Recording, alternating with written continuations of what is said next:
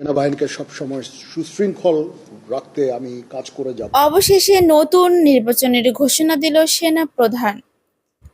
আজ ব্রিটিশ গণমাধ্যম রয়টার্সের এক সাক্ষাৎকারে মাধ্যমে এই ঘোষণা দেন তিনি। সেনাপ্রধান বলেন, সকল রাজনীতি অস্থিতিশীলতা ফিরিয়ে আনতে ইতিমধ্যে মাঠে সেনাবাহিনী কাজ করে যাচ্ছে। আগামী 2 মাসের মধ্যে সকল পরিস্থিতি স্বাভাবিক করে নতুন নির্বাচনের ঘোষণা দেওয়া হবে, যাতে জনগণ তাদের মৌলিক ভোটার অধিকারের মাধ্যমে তাদের নির্বাচিত প্রার্থীকে জয়লাভ করাতে পারে। এজন্য সকল রাজনৈতিক দলকে সহযোগিতা করার আশ্বাস দেন সেনাপ্রধান।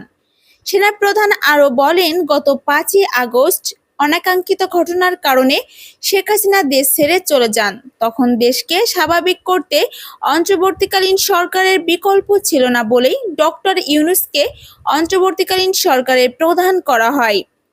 প্রয়োজন হলে আওয়ামী লীগের সভানেত্রী শেখ হাসিনাকে সুযোগ সুবিধা বুঝে দেশে ফিরিয়ে এনে নির্বাচনে অংশগ্রহণ করতে দেওয়া হবে, যাতে জনগণ তাদের মৌলিক ভোটার অধিকারের মাধ্যমে তাদের নির্বাচিত প্রার্থীকে ভোট দিতে পারে। সেনা প্রধানের এই বক্তব্যের মাধ্যমে বোঝা যায়, দীর্ঘ 1.5 মাস পরে দেশে ফিরছেন সাবেক প্রধানমন্ত্রী শেখ হাসিনা।